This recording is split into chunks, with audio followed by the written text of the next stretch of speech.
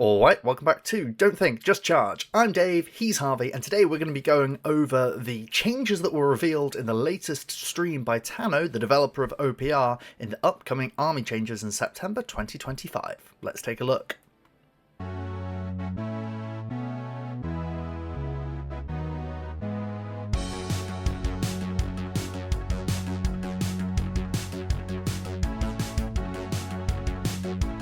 So in the June 25 stream, Tano went on stream and he discussed what is coming up in the army redesigns that he's going to be releasing in September 2025. He went through, I think it was 14 different armies, and covered a couple of the changes that he's going to be making and bringing in for those armies to give everyone a bit of a flavour of what we can expect in September. This is really exciting. We're very excited to see what's happening. This has been called the refluffening for a while. Don't know if it's still going to be called that. He seemed to kind of refer to it more as an army redesign project. Yep. But regardless, it's going to be some very exciting changes for the way that our favourite armies all play in OPR. And so we thought it would be good for you to know our thoughts on it based on purely what Tano said. Now, he did say at the start of the stream when he was going over all of these changes, take it with, what did he say, a boulder of salt rather than just a pinch of salt? A salt column's worth of salt, I think. A salt column's worth of salt, yeah. Because these things can change. And so if they do change and you're watching this in September, tough, we will review the armies when they come out a bit more. But for now, we thought it'd be fun to kind of go over what we've got because we are gassed for this. This is like... This is huge, exciting news, some massive shake-ups for OPR. One of the things that's not on here that we've been discussing at length is what's going to happen to jackals. That's going to be really cool to see. We're both really excited to see that. And all the general changes. Yeah, he covered off the first 14 armies, not including Human Inquisition. Mm-hmm. So that stops just shy of jackals. I mean, obviously, long-time fans of the channel will know that I have a slight inclination towards jackals. So I'm excited to see what he does with that. But yeah, we got the first 14 here, so everything up to it. Yeah. So one of the things that he started out was just saying about some general changes. And the general changes are army-wide rules that are coming out of the game. He talked about removing army-wide fast for the elven races. He talked about removing army-wide undead, which is huge and I'm really excited for.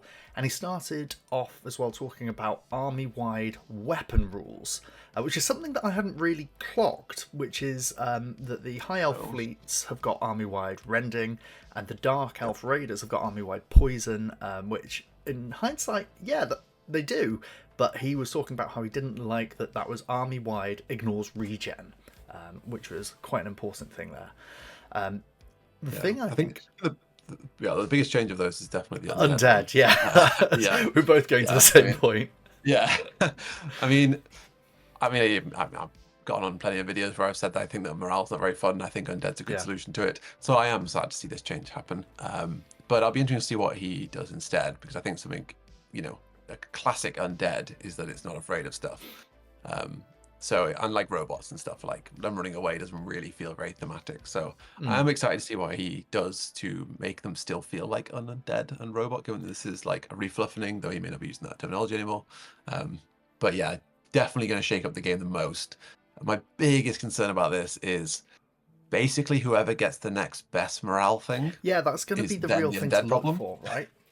Because undead is thematic. Your armies, you have to grind it down over the course of a game. It's not just going to disappear off into the ether.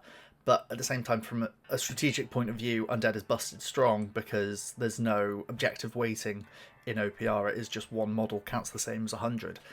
Which is why it's so damn strong. But it's going to be striking that balance because OPR is designed... It's not designed as a competitive game. It is designed to be a fun war game that you roll dice and have a good time with your mates. It just so happens that the design of it lends itself very well to competitive gameplay, which you and I enjoy. So this aspect of taking one step back from the heaviest morale mitigation in the game is a good and a bad thing, because it will mean that everyone's going to be on a more even footing, potentially, in competitive play, but there is the risk that morale, which is already really deadly, just becomes even deadlier across the whole game. Yeah, a problem, basically, at that point. Yeah, I think it's interesting, right? I mean, this isn't an undead video. We promise we'll keep one day we'll come to an undead video, but not today. But yeah, this is a response to new players hate undead because undead is bad in their eyes, and more veteran players love undead because it's so reliable. Well, and so hate undead for that same reason. Well, I mean, sure, but this is a change targeted actually at the more competitive side of play, where they really value this kind of reliability. So it's not, the game is definitely not balanced around competitive play. But you know, if you were listening to just that general player base, you'd probably be buffing undead, not removing it from the game because it's problematic. So yeah, exactly. Yeah. It is worth saying he's not removing it from the game. It's just going to be a hero's upgrade aura, he said. It will still be there, but you won't be able to have it everywhere in your army. You'll have it's not army wide. Exactly. You'll have to dedicate a valuable hero slot to getting that upgrade as an aura on one unit, which I'm interested to see how that shakes out. Yeah, it's kind of. Yeah, I mean, it's never been great as an aura. No. Yeah, I feel like undead's really, really great, but as an aura, I mean, maybe that's because it still exists as an army-wide thing. But as an aura, it definitely feels slightly worse. You pick out a lot of points for that. It's going to be something. We'll it'll be something we'll check in on, I think, when we see the final product in September. What do hero auras now look like? He's spoken as well about tweaks to spellcasting lists, although it was my recollection from him discussing was a bit vague, and he kind of touched on saying he's going to change them, but we don't know what yet. And so if it becomes an aura that's exclusive with caster, what's the tension there going to be like? Are all auras going to get better? Because if they are, wow, undead's going to be fighting for that aura spot. If they're all getting worse, suddenly undead aura is just the best thing to take. So it's going to be an interesting one to see. Yeah, and if caster gets better, then none of the auras matter at all in the game. You just exactly as many casters in the game as you can. But exactly, we'll see how that tension rides out. But as for the other things being removed, I mean, anti-regen on every weapon, fine. Yeah, fine. Right? That's a design decision more than anything else. Regen is strong, so less regen coverage potentially means the regen getting better, and it was already pretty good. So when we always talk about like conditional regen, like you put on one thing as a like I choose one and then I get for the next attack, and like permanent regen as being a worse version of that. So this is kind of a buff to the permanent regen thing, kind of slightly brings them into line with each other a bit more. But yeah, I mean, sure, right, whatever, right. We'll see how it changes the game as it goes on. And then removing fast from army-wide stuff. This is a change that I think fantasy will really like. I think like fast is quite oppressive in a much more like melee heavy game. As for Grimdark Future, I think it's fine. It'll be interesting to see what mobility there is in the game after this, because obviously if you remove fast from every unit from the Elven roster, then all of a sudden you are a lot cheaper because you're not paying for fast and everything, right? And maybe if you're going for a shooting playstyle where you're only getting those 2 inches instead of 4, maybe that's actually a good thing for you. So yeah, I guess we'll see where it lands. We'll see where that lands. So those were the general points that were made by Tano in respect of the general changes that are being made. He then went on to describe what is going to be happening with the special rules for the army, which is, of course, where they get their flavorful crunch.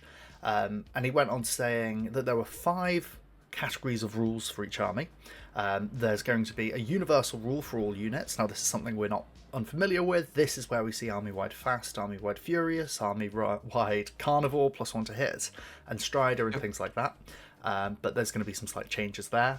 Then he said there's going to be a rule combo, which is something that goes well with it. So I would presume this is the sort of thing where there might be a combo of, if your army was army-wide furious, maybe it's going to be army-wide furious on 5s and 6s. Maybe that's going to be the combo that we'll see. He didn't go into those, so we can only really speculate. He then went on to talk about army specialties. This is an additional rule that is optional, so it's going to be an upgrade and only for certain units.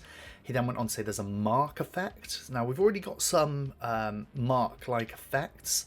There is there's one, is it in the Saurians in Fantasy, where they get to pick something to get bonus AP to it. So I imagine it's going to be more things like that. And then weapon rules is what he discussed and how those are going to change. And I'd imagine there's going to be quite an overhaul there if we're going to be seeing army-wide poison and army-wide rending going away, for example. But the things that he really focused on were the army universal rules, and then the army specialties, which we're going to go through what he discussed now. The first thing he discussed was the big bad bugs, alien hives. He said that the universal rule was going to be kind of a morale boosting proximity based rule. When a unit is near to another unit, it gets a bonus to morale. And he said something about there being a combo for giving the buff to a unit even further away. And then that universal rule combo is to do it for, I think he said 9 inches was like, so things staying within close range of each other. Okay. And then anything further away from that, you'd have a way to then give that buff, kind of extend it further to the unit far away. He was trying to emphasize that, it's okay if you don't want to have your units next to each other, then there's a way of still getting this buff and not being there, so it doesn't restrict your play. But yeah, I mean, this is, we've just spoke about undead being removed. The second you see the word morale, it's like, we're in the danger zone now, right? Like, I don't know what a bonus to morale means. That could be anything. It could be giving out fearless. It could be giving out undead. That would be hilarious. That would be absolutely just +1, +2, or whatever, right? Like, it could be, I don't know, like 6s mean the whole unit pass, whatever it is. But the second you're playing in the morale zone, that is a dangerous place to be playing. I think it's cool, though. The idea of being close to each other helps your morale things, have like a buddy system going on, I guess. And it means like targeting units that are in pairs is kind of interesting. Yeah. Depending on how big the buff is, it may end up being irrelevant, though. It may end up being irrelevant, but what this kind of indicates to me is that it's going to reward a playstyle where you have buddies, like you say, where you have pockets of units, which means probably the horde strategy for Alien Hives might get a bit stronger here, because if you've got 2 units of grunts and they both make each other better at morale, then you want to be setting up this kind of front rank chaff, second rank charge structure, and then you're going to be making your chaff even better if they're better at morale checks, which is cool. And also then it will reward more units, obviously. If it's your units are buffing other units passively or statically, you want more of them, which oddly enough in OPR you typically want more anyway.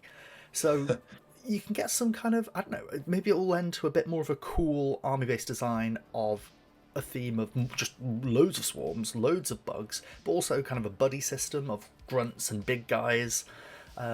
It's swarms and big guys, or swarms and grunts. Oh, I hadn't even thought about swarms. Oh, yeah, there's whatever the definitely cheapest unit is, right? To provide morale buffs in an AoE, and obviously then if they're 6/6s, then they're twice as likely to succeed on morale checks if it's a +1, or if it's fearless, even more than that, and if it's undead, it's even more than that, obviously. So what's kind of an interesting thought, because we discussed recently the idea of bringing a solo hero in an army as like an ambushing backline capper, or just even for caster, or just even a distraction, or Jack of the Jackals, where it can beacon something in, right? How powerful is that going to be? Are you going to want to have that cheap single hero running around, not getting stuck in, being a burning activation, but also buffing a load of units? Maybe that's going to be a good strategy to have. So it's interesting. It's an interesting design idea. I think where I see this being most used, most practical in games, is not doubling up units and leaving them as 2 separate things. So if one gets charged, then they're probably losing that combat, so the morale buff helps them, and then because you've got a buddy there, they then counter charge. So I think this is like, it plays into that kind of play style where you kind of bait charges and charge them back in, and the morale hopefully means you don't lose the unit that gets charged. But yeah, it all depends on what the buff is, right? If it's a big buff, then Alien Hives on top, and if it's a small buff, then maybe it doesn't matter as much as you think it might do. Yeah, it's that aspect of morale is just so important. So we'll see how it goes. He then went on to say that the army specialty is going to be that when you activate a unit, it can attack something, it must do so, and it gets a bonus to an attack. And this is an interesting one. This is kind of an idea of, I think, the feral creatures have to go ravenously into something. Cool, kind of. If he said it was an optional rule, then maybe some people, it depends. Again, unfortunately, we're in this big depends thing. But that sounds like a cool rule if you're getting a bonus for doing an attack that you were going to do anyway. If you're ambushing in a Hive Lord and you want that Hive Lord to charge 3 units in a row, so you don't really care, right? That's going to be a good thing. You're just going to get upside for it. And then maybe it's even better if it's optional there, because then you can have objective cappers who you don't want to be YOLOing off of points. you want to have them maybe as an undead unit with morale mitigation, and then you can just have your big fun stompy thing going around gobbling things up. Depends on how it's going to shake out. I mean, because it's one of these specialties, which means it's an additional rule, only some units get it, it's optional. You can very much fit your strategy to it. So if you have units that you just want to be running forwards, then this is perfect for it. I'd be interested to see how this gets costed, because what is the value of choice? Yeah. I mean, Tano, you have got a big question to answer now. That's a philosophical question on top of a war games question. How much value do we have when we have choice? Do we really have choice? You know, if we don't have free will in life, do my aliens have free will, even if I don't give them this buff? I don't know. Is it the illusion of choice as well, right? Yeah, it's the illusion of choice. And I mean, I'm sure it's this for every rule ever, but what's the bonus, right? If the bonus is mad, then obviously this is an auto take, because, you know, this is a game where, like, if you charge something and you have a big bonus and you blow it up anyway, then it didn't matter whether you were going to charge that exact thing or not. And if the bonus is tiny, then maybe less so. Interestingly, you know, if he said, like, if you activate and you can attack, then you must attack. That makes this play really weird with ranged units. Yeah. Like, if you have long range ranged units, then you basically are never going to be able to not attack. Be able to rush, right? Always gonna, yeah, you're gonna always have something in range, right? So that you're limiting your range unit to what, 24 inches of movement across the game. It does mean you're very vulnerable to your opponent outmaneuvering you, because if you're trying to get your ranged unit into position, and then your opponent just intentionally hangs a chaff unit, or worse, like a unit that can shrug the shooting off, that you didn't want to shoot at all. If you've got AP nothing and he sticks a big def 2 thing in the way, it could really screw with your day. So that aspect of costing this is going to be really quite interesting. Yeah, and it'd be interesting to see if it's like, if it can attack, then it must charge, or it must shoot. And is it like, do you still get to 6-inch movement, or is it like you're in line of sight, I'm just standing there shooting you because I have to according to these rules? Like, how much choice do you get about which unit you can attack and so on, right? There's a lot of like small details about this rule that make it either good or worse. Yeah, if it ends up being a shooting unit can't move at all, then this is going to be horrible for those units to take. Yeah, especially long range ones. Right, they're like the shotgun style Alien Hive stuff, the little splinter guns, whatever they're called. The 6-inch range A2, AP2 things. They're going to love this, right? Because they're doing that anyway. Cool. Yeah, I mean, what's your rating then for Alien Hives? For if we're I don't know if Tannis will call it this, but if we're calling it the refluffening, how does this fluff lie with you? Is this fluffy enough? Is this fluffy enough? Yeah, this is. Let's do a 0 to 5 scale. I think we didn't talk about this. He's dropped this on me, folks. I'm supposed to be the one asking the questions, not him, and he's dropped this on me. What is happening? Sometimes let's just like turn the narrative. April Fools has come late. Let's do this on a 0 to 5 scale, right? Of a 0 being no fluff, 5 being a fluffy bunny, really fitting into the theme. I'm actually going to give it a really cold 2. Because the Alien Hive's narrative is not that these are mindless creatures. The Alien Hive's narrative is that this is a sophisticated civilization. And so if you're taking this and building it up and up and up and then going, they don't have any control, they're kind of detracting from it a bit. Or maybe it's developing it and they're not as controlled. I think on where it currently stands, we're at a 2 or a 3. I mean, I made a terrible mistake here. I should have read up on all the lore before I dropped this question. And kind of flipped it on me now. I think if I'm just going entirely off the name, which I am, aliens sound like I think alien. I think alien, which is like smart hunting, crazy creature thing. I like the bonus morale thing. I like that it's like a horde thing. I think that would give me a 5. Like strong together. I like that. Like you said, the ravenous thing. I don't really know if that's the theme that these alien hives go for. Then that's probably also another 5 for me. But if it's not, then it's a 0, right? Because it's so very clearly like, here's what I'm prescribing to you now. And because it's kind of optional, it almost comes off as like space rabies, Like some of them have got this problem with them, right? Like I've got like 2 grunt units. One of them's got space rabies. The other one doesn't have space rabies, So yeah, I don't know. I'm going to give it overall, because it's a 50-50, I'm going to give it 4 out of 5. For my fluffing. I think it's more fluffy than you do. You think it's more fluffy than I do? Good. Let's then give it a second rating. In a competitive stance, what do you think this is going to be? On a 0 to 5, a 5 being super sick, 0 being what the hell is going on. This army's probably going to suck with these rules. With the caveat that we don't know the buffs, like the bonuses they're actually getting. If we just rate it as like a theory, as like an idea. And I will say that Tano said, these are small things. They're not going to drastically change the way you play your army and all this kind of stuff, right? So I would assume most of these buffs are small, especially if we get further down the list and you see stuff like +1 AP, right? So if we go for like absolute minimum, which is +1 to morale and +1 to hit, I guess, when you have to shoot or attack, I would say from strength-wise, this is firmly in the meh category. So see, now I was going to go the other way. Were you? Purely because of morale, I don't right? think so. Purely because of morale. Anything, if army-wide undead, and if general access to undead is going away, which is something that Alien Hives have in a pick-and-choose rule as it is at the moment, if that's going away, and then we're getting morale buffs instead, I think that, and again, subject to, is it +1, is it, as you say, like fearless or something, but if it's any sort of morale buff, I think generally that's a good thing. Keep your guys around, stop them from going off the board. I think this will be a 4. Yeah, I mean, it is in a post-undead world, but obviously Alien Hives are also losing undead. They are, yeah. So for me, like a +1 morale, if that's what it is crap compared to undead. So, you know, I think... Well, because there's loads of quality 5 stuff in the army and quality 4 stuff. A lot of quality 5 stuff, yeah. So I mean, you can build the army as well, because... Could suck. I mean, my Alien Hives builds are like lots of no retreat, some big stumpy dudes, right? That's like, and a couple of the efficient blast units, right? So they probably benefit less from this morale thing than, or well, the more you move no retreat, maybe they benefit massively. But yeah, what was your score then? Sorry, I talked over you. Oh, I said 4, but I'm actually going to backtrack to 3 because I hadn't thought about that. How much quality 4 there is in the army, and quality 5 and 5 to 4 and 4 to 3 is kind of okay. 4 to 3 is much bigger. It's when you're looking at 3 to 2 that I'd be looking and going, oh, that'll be good. That's if it is that. Yeah, now, definitely. if it's army wide, if it's fearless when you're in range, if it's that reroll onto a 4, then we're back up in the stratosphere. Like if being in close range of something else gives it fearless, holy moly, I'm in. That's going to be awesome. So it's kind of that sort of aspect of in context.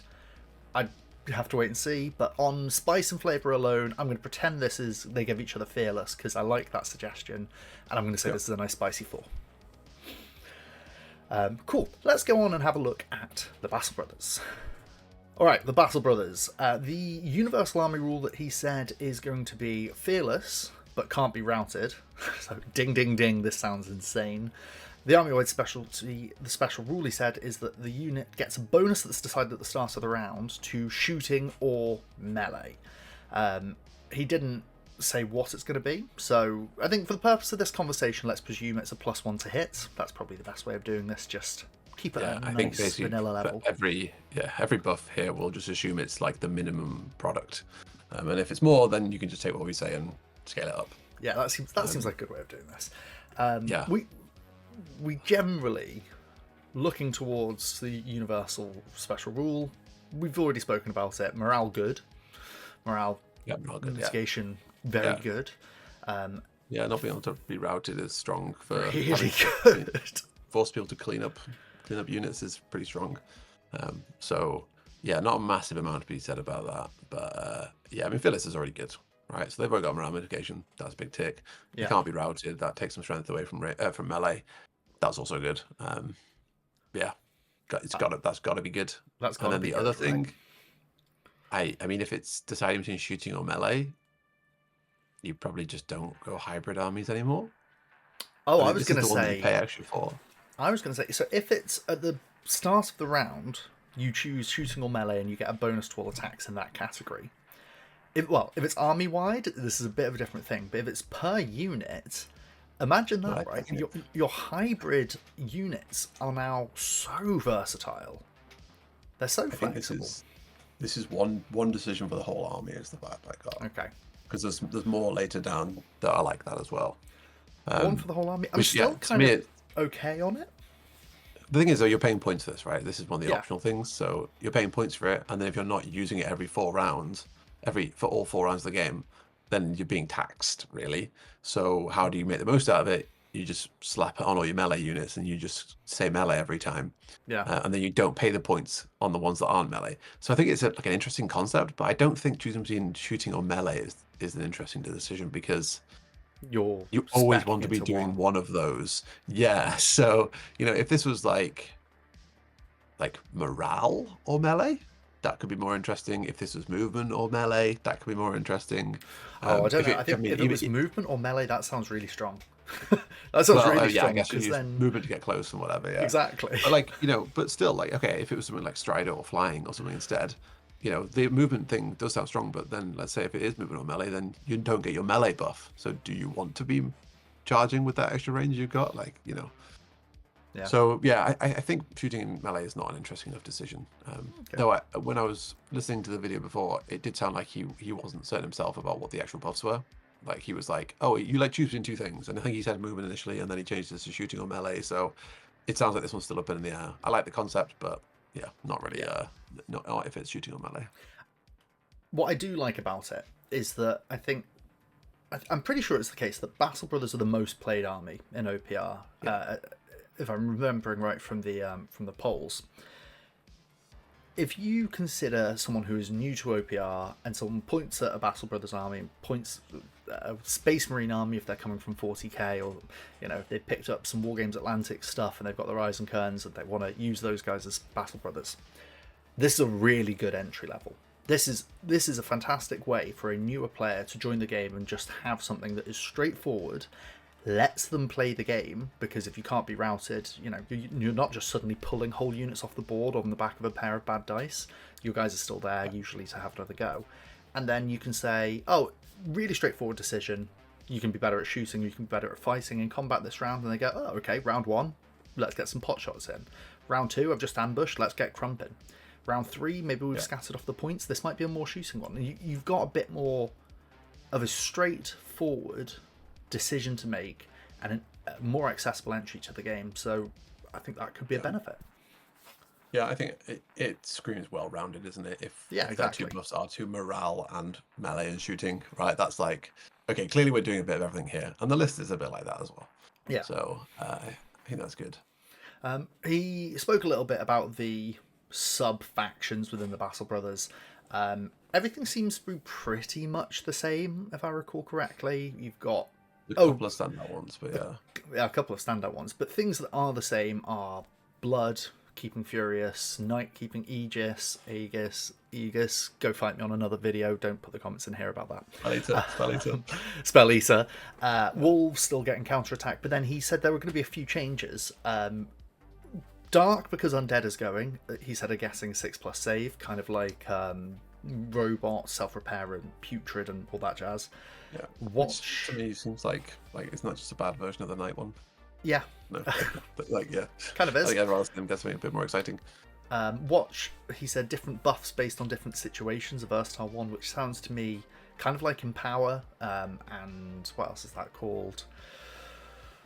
Oh, the Empower one, where you roll a dice on a 1 to 3, you get rending, on a 4 to 6, you get +1 AP. That's what it kind of sounds like to me. And then the nice thing he said, base Battle Brothers are getting one. They're getting Purge, Devout, Exploding Sixes in 12 inches, which is really nice to see, because base Battle Brothers don't get enough love. Yeah, I mean, he said this was because he said if you're coming from other games, which I have no idea what he's talking about. No idea. In other games where you have men with big shoulder pads, they have the ability to rapid fire, apparently. And this is apparently that. So, yeah. Okay. Or not the same mechanics, but at least kind of like harkens to it. But yeah, I think overall, sure, yeah, give them buffs, give them things that make them seem unique. I mean, Dark seems very disappointing, given that it's like, I don't know what they're like in the inspiration for them, but to me, they have this cool ambush rule, and a 6+ save doesn't do much for me when I've got a cool ambush rule. Give us more cool ambush stuff. Make that. This is it, right? This is one of the things that I'm hoping to see is lean into the identity, lean into the cool, unique things. And you've picked up on the Dark thing, which is Dark Assault, the ability to ambush in round 1. So it'd be cool to see something buffing ambushing. He talks later down about Elven Jesters and a redeploy sort of re-ambush thing there. Maybe that would be better slotted into Dark. Things like that would just kind of... I'm hoping to see that cool thing that picks up on the cool things and goes, let's make the cool thing cooler, right? Yeah, that's exactly right, yeah. like, yeah, if we're gonna make these things have their own identity, then we should make them have their own identity. And I think a 6-up save is never an identity, really. It's not exciting enough. Cool. So Battle Brothers, let's discuss on the fluffy side of things.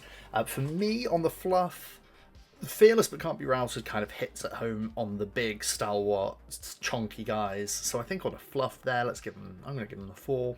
The versatility as well, and the bonus to shooting or hit.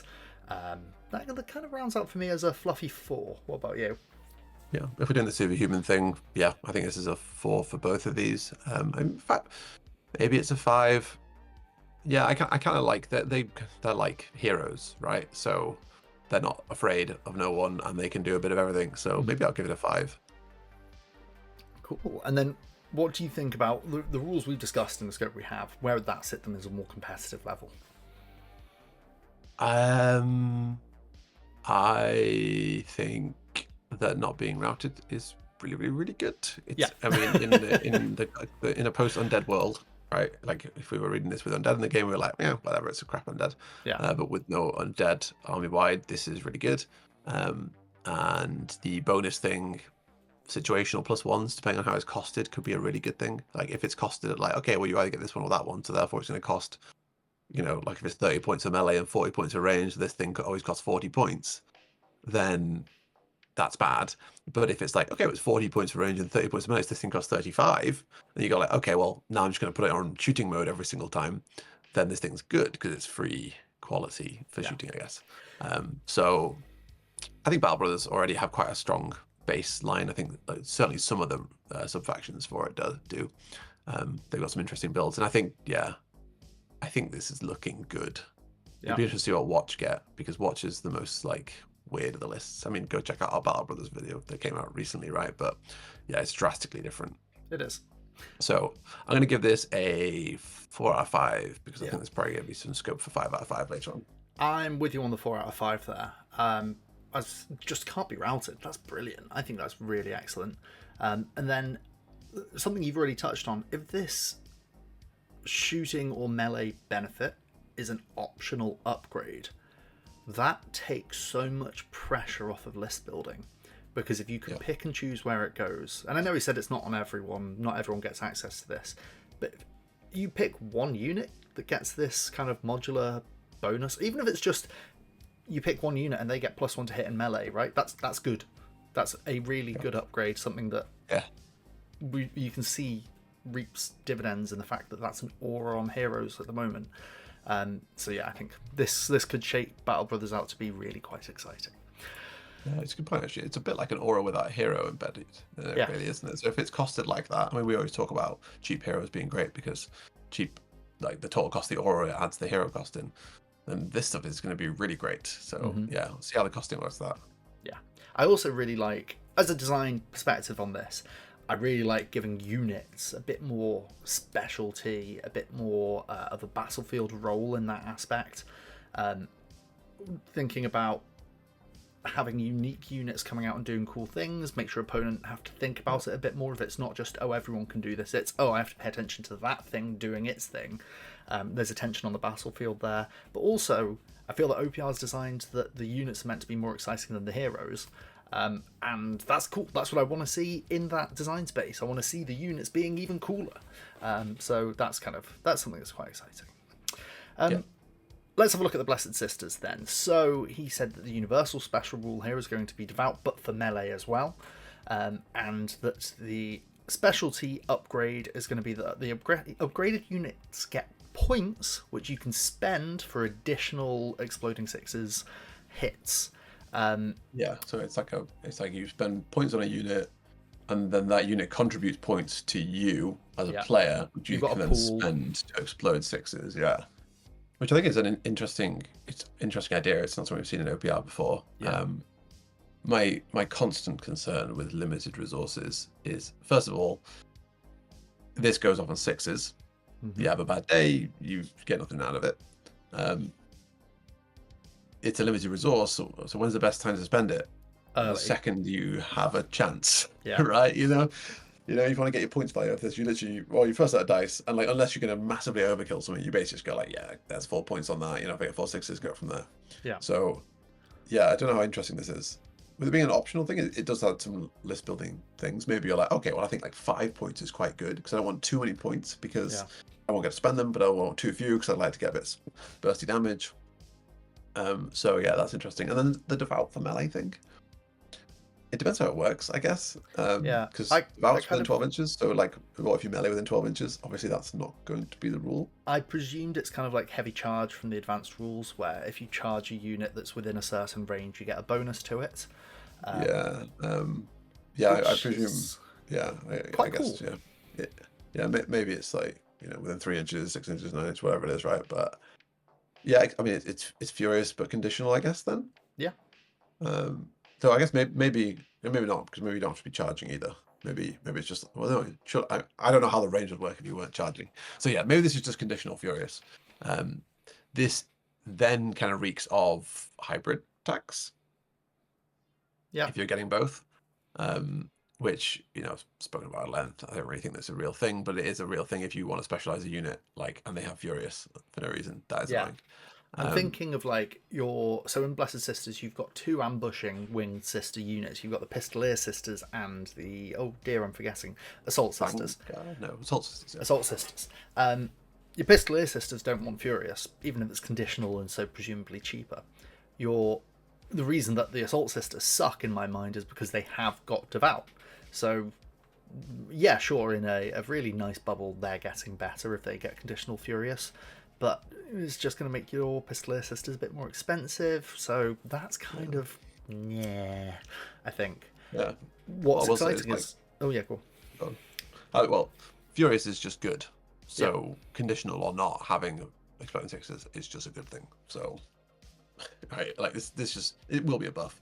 It might be not the most cost-effective buff, but it will definitely be a buff to sisters. Yeah. What I think is exciting is what you've already hit on.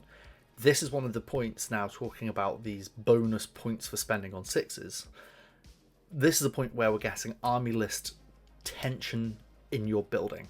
Because if you overspend for your pool of sixes, you've got a weaker army on the board.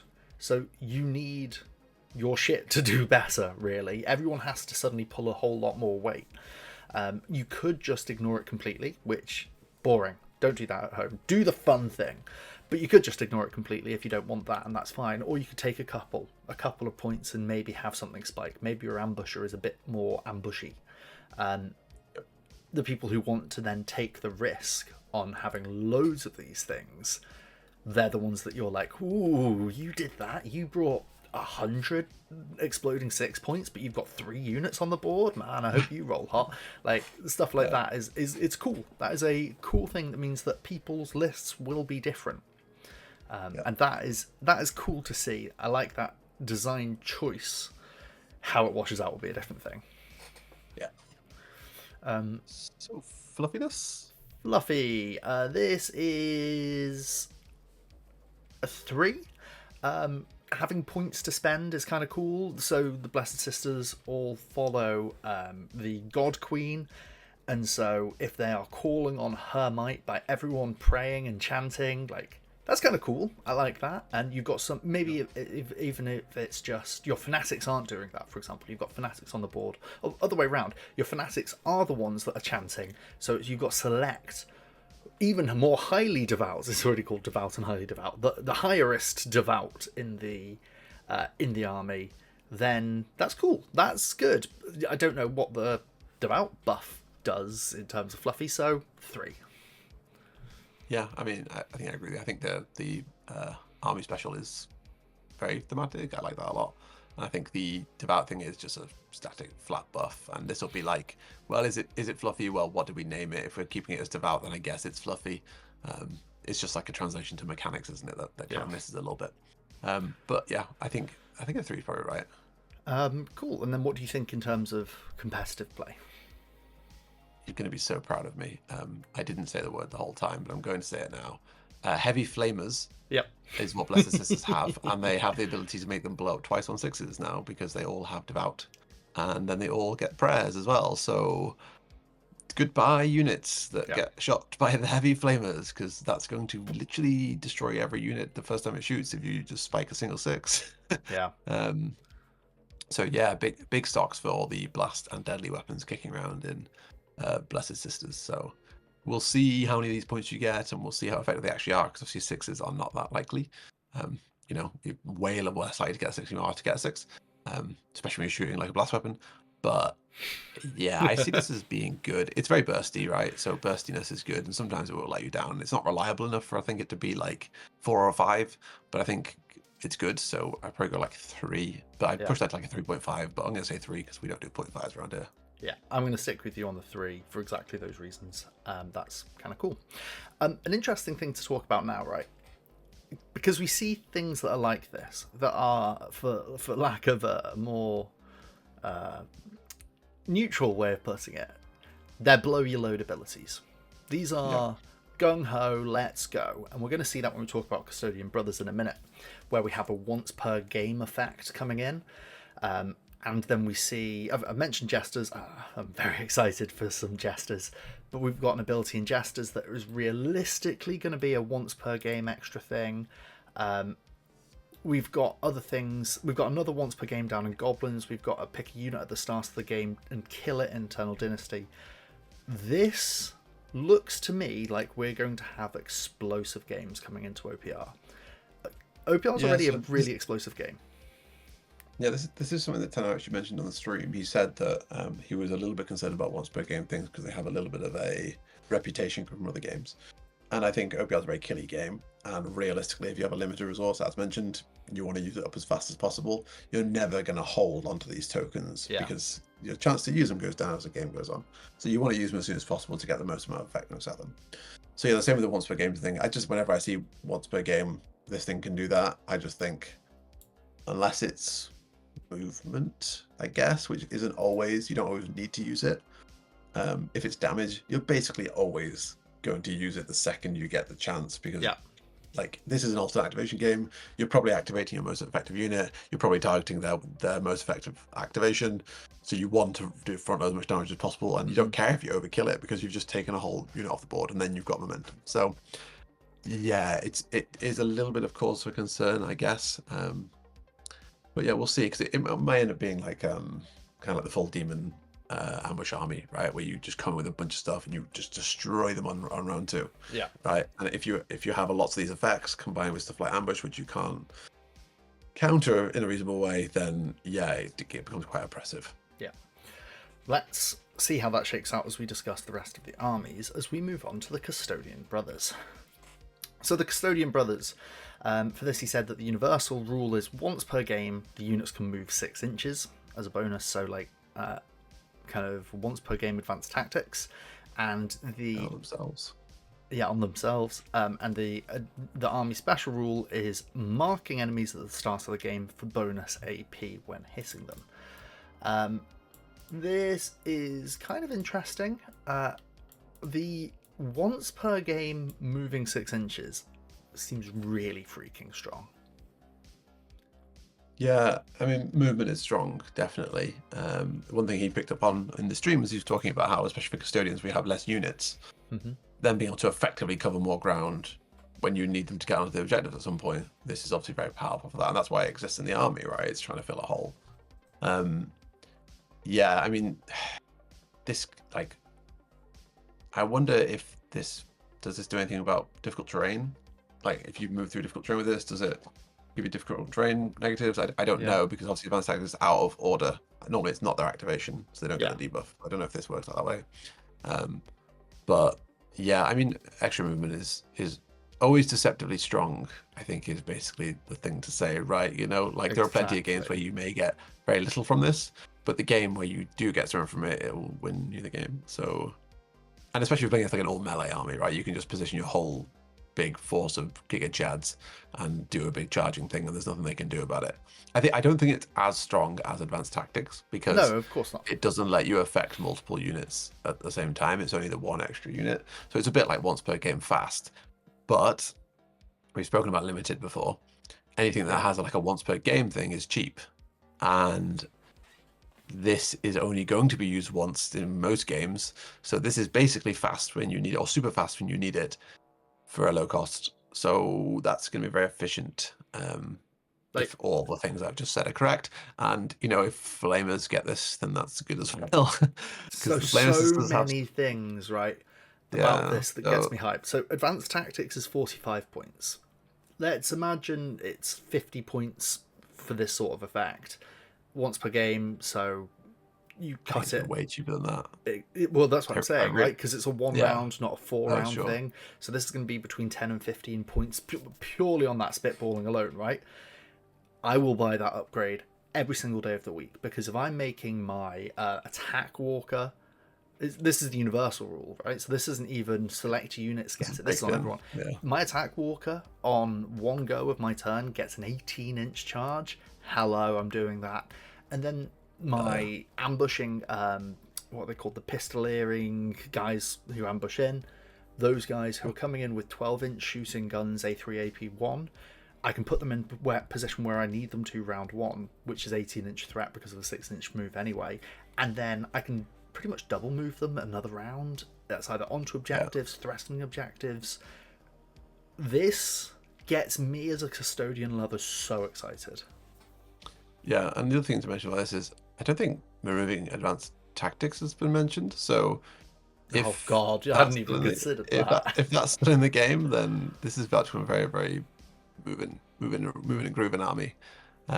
He did call this advanced tactics, I think, in the thing. So maybe not. But I was thinking, I thought he had, but I haven't. Yeah. I listened to the stream over a week ago, so I can't remember now at this point. But I thought he did call this advanced tactics. But yeah, so, you know, maybe that's gone from the game, maybe it's not. But either way, I think this is a good thing for custodians to have. I don't think it's like completely bonkers strong in that you'll go like, God damn it, my opponent's got this thing and I can't win. But it's very, very subtle and powerful, is what it is. It's a little bit like the 6-up invulns, right? Where it's like sometimes it just stops you from going to morale and stuff, right? And, you know, it's annoying to play against. Morale. And then the other one. Sorry, I was going to say movement abilities in games in general, in any competitive game, player versus player, be it a video game or a war game or a board game, extra movement is either really powerful thing or is just a gotcha, which I'd say is even worse than a really powerful thing. And it's probably because it can be a bit of a gotcha.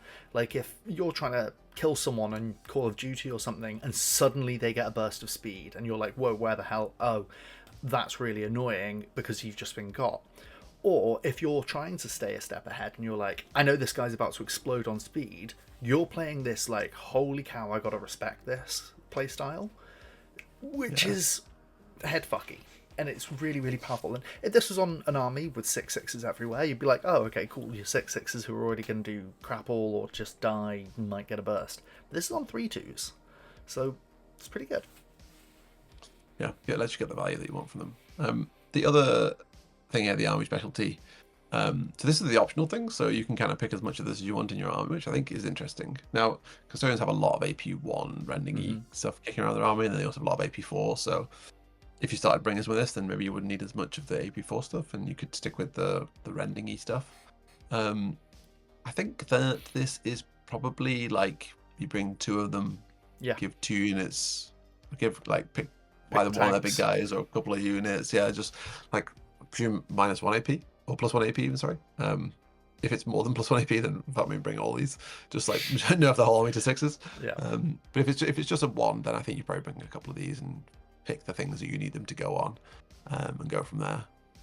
Because I mean, it's just like a flat buff. So yeah, cool. This isn't like the sister one where I might want tons because there's a redundancy point here. But yeah, it's cool.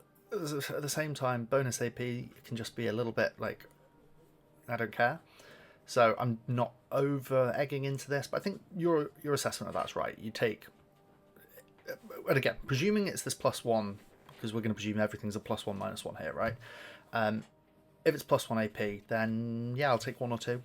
That'll be it. Depends what units it's on as well, because if it's on units I don't want to take, like the destroyers, then I'm a bit like, ugh, I'm not too fussed about that. I'd rather spend. Yeah, that is true about I guess they all depend on which unit they go on. Because if they're on a crap unit, then you probably don't take them. But yeah. So yeah, fluffiness then. I think Custodian Brothers are the super soldiers, right? Yeah, the super mega soldiers. So I kind of like them running around. I feel like sprint is such a vanilla thing to give things, right? Yeah. You know, like you see it in loads of games where you just get sprint. It's like your special button is sprint. So yeah, I think the other one, the army specialty, was called like Mark the Heretic or something. He said on stream. Yeah, he did, didn't he? Which, so I guess there's some flavor there, which I kind of like. I guess if these guys are heretic hunters, then sure, it's, 10 out of 10 fluff for me. And the super soldier thing kind of works as well for me, so I'm actually giving this a 4. I'm kind of lukewarm on it. I'm kind of at a 3 on the fluff. Yeah.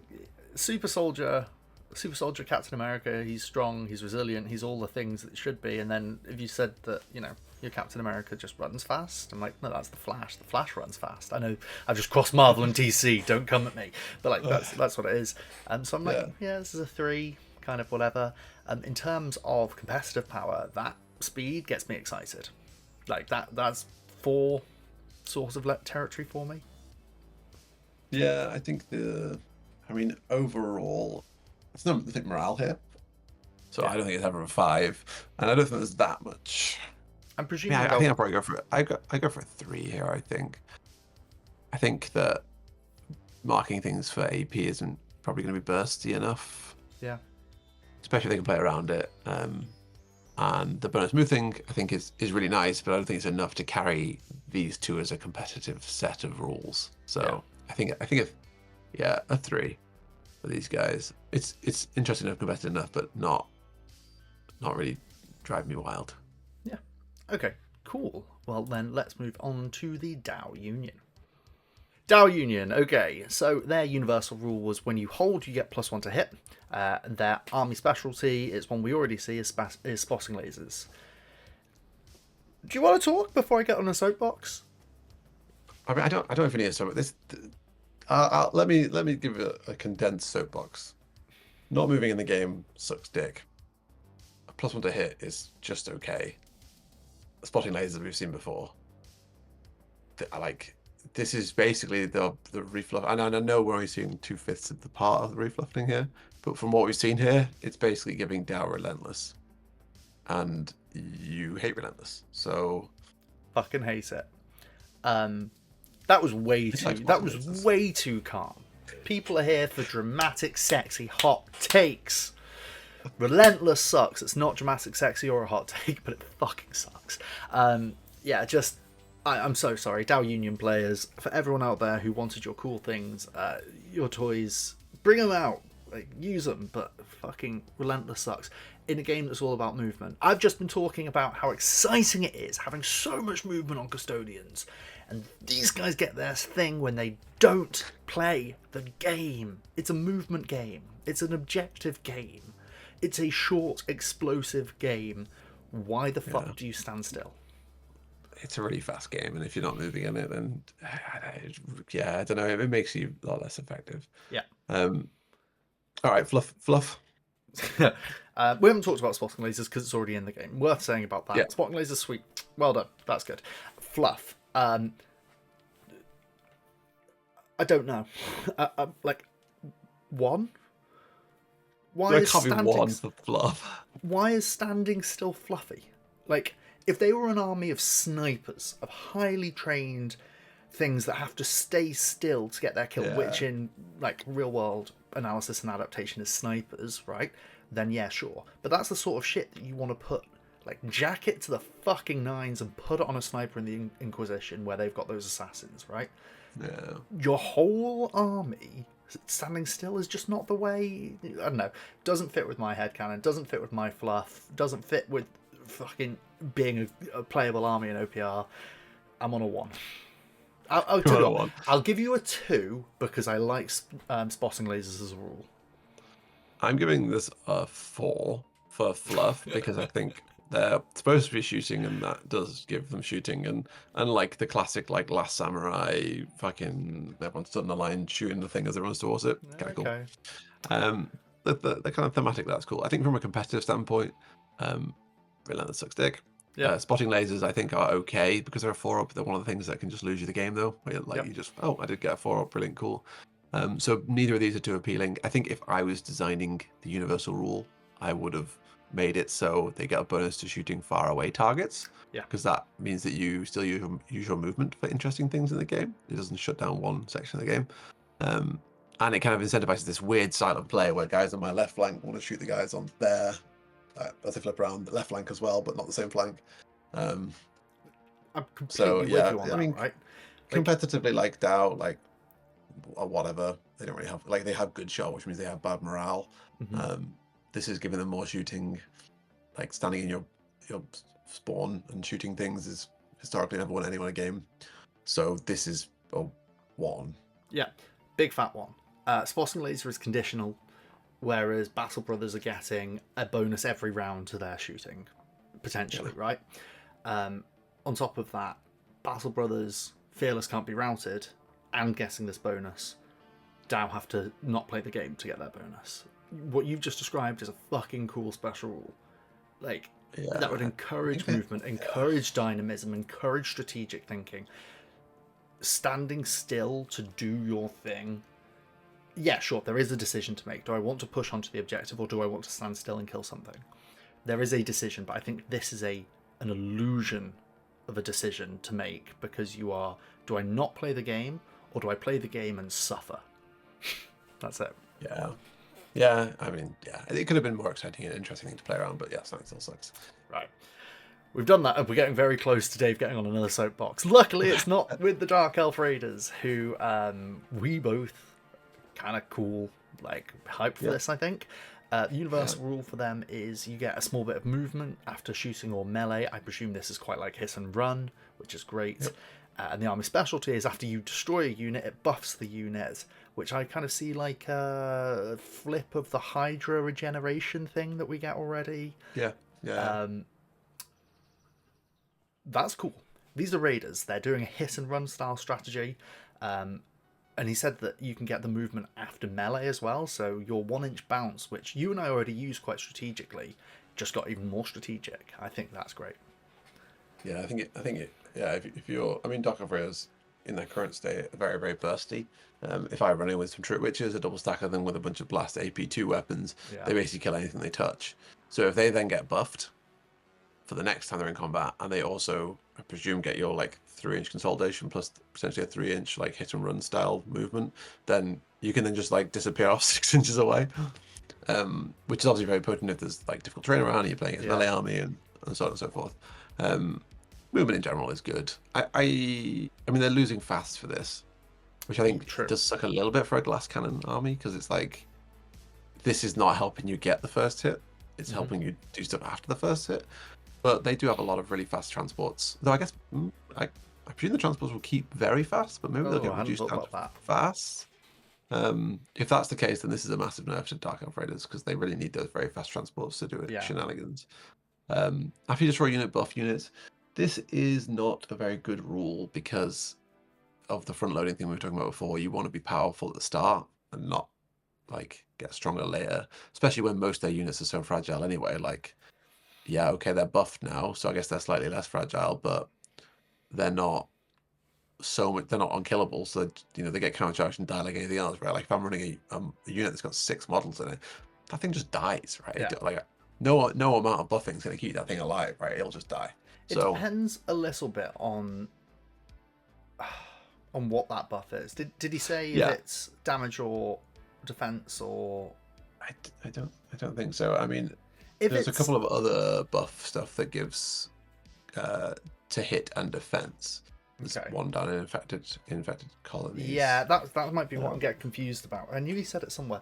If this is taking True Witches, right? If it's you kill a unit and you get everything hissing, you get -1 to hit, and that's stacked throughout the game, as it represents them getting really jazzed up on their bloodlust of murdering things. That's cool, because it's that important aspect of OPR of in a round where you use a unit to do a thing, you don't get to go with it again that round. It's obviously part of the game, but then if you're so there's a risk involved.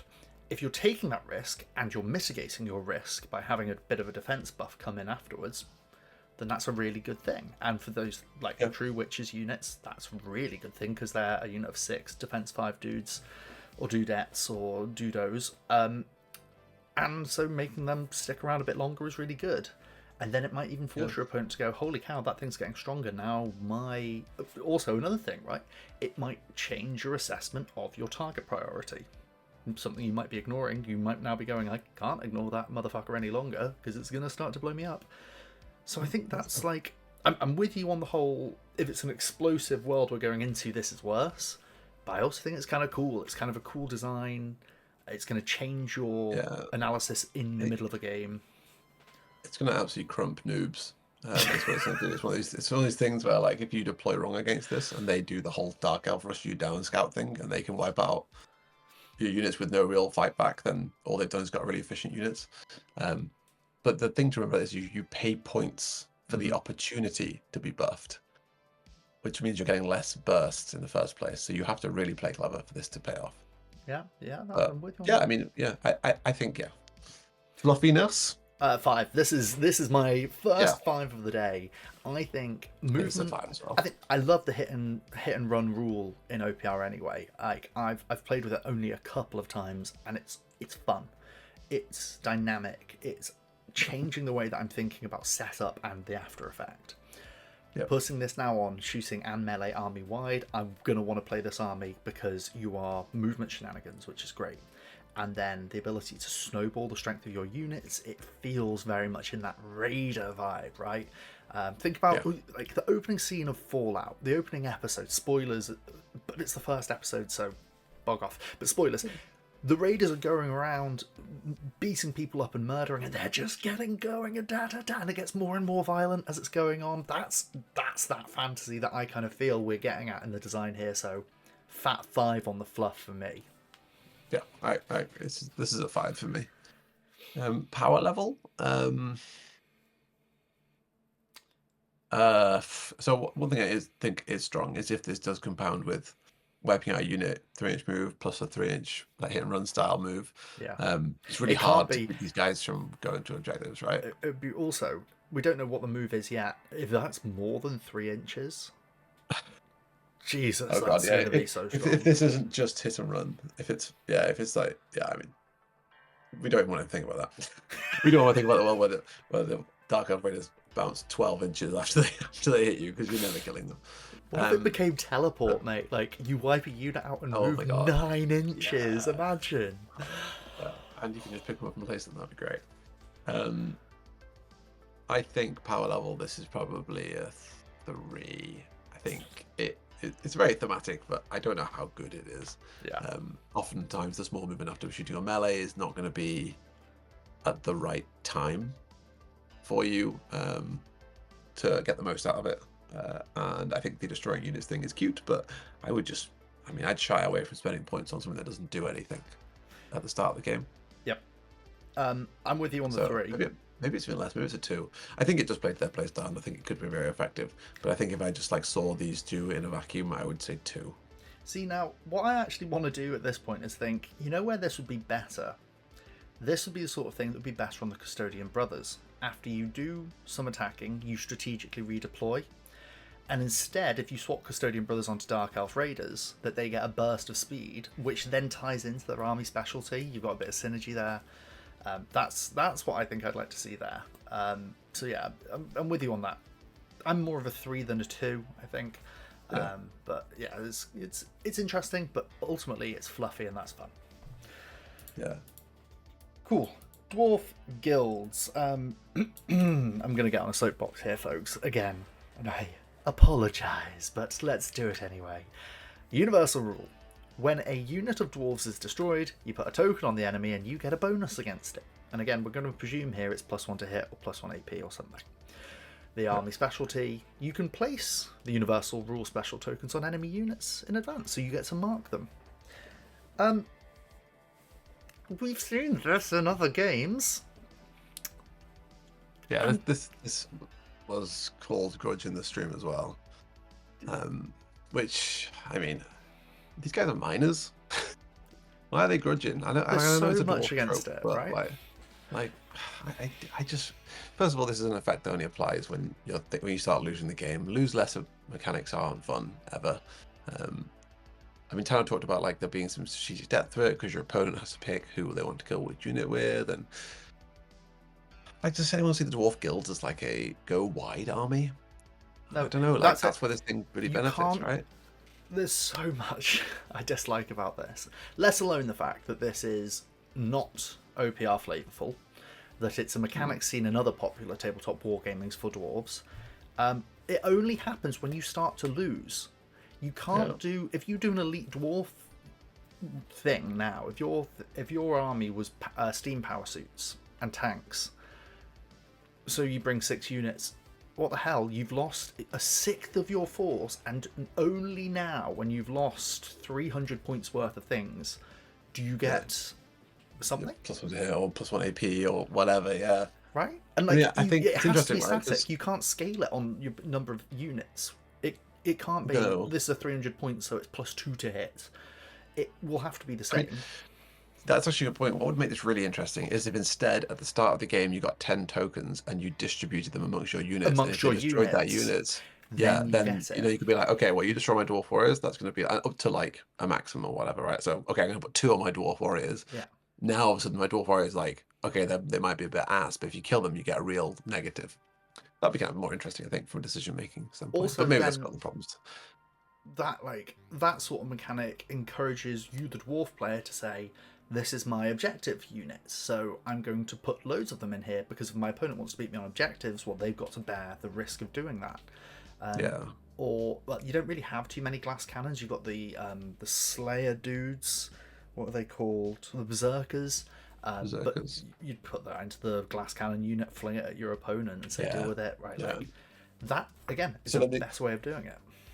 The flip side of this is this one that's where you can mark people and put the tokens on them instead. That stands to be very powerful because it depends on the range, but if you can just do it every single turn and the first effect is strong enough to make it worthwhile having on every unit, then having a bunch of these could lead to some the other problems, right? Where like first round you go like, okay, well, 3 marks on your 2/2, we're now just going to blow it up. Next turn 3 marks on that guy, who blow him up. So yeah, and because he said you put the first rules tokens with the second one, that means these two are intrinsically tied power scaling. So if the first one is good, it's a good effect, the second one's going to be really expensive. And if the first one is weak, then the second one's going to be cheap, but it's also going to be really weak. It's going to be pointless, right? Like, and that sounds fair, but it's actually quite underwhelming, I think.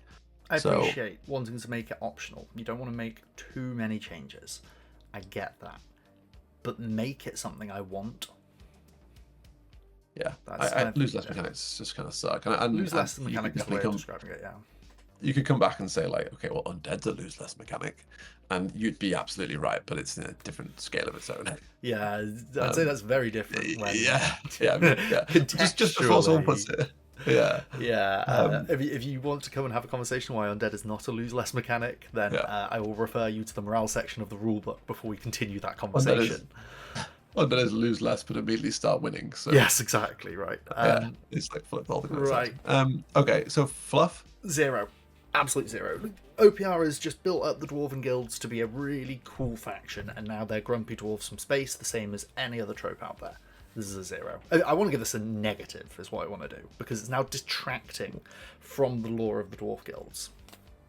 Yeah, I mean, I think if it's like, you know, they are like corporate nonsense, and you're killing their workers, and therefore they're losing a profit, and that makes them angry, then maybe that's slightly more flavorful. But if it's a grudging, then I think this is a 0. I just think it's like, make it a bounty token, mechanics then, right? based. Yeah, I mean, like you've cost me something, and so now I'm going to have to hunt you down and kill you and buy more things. Make it about money. Fuck it. You know, make it about money. Don't make it about grudging, right? Like, I don't know. Yeah, if deep lore there for the people at home. Yeah. Harvey was slipping into his D&D goblin voice. Yeah, 0. 0. Power level 0. Not a 0. Okay, I'll give this closer to a 1. I will stretch, but it's exactly what you said. This is a lose less mechanic. It only kicks in when you start to lose. It's a 1. Yeah, I'm inclined to agree.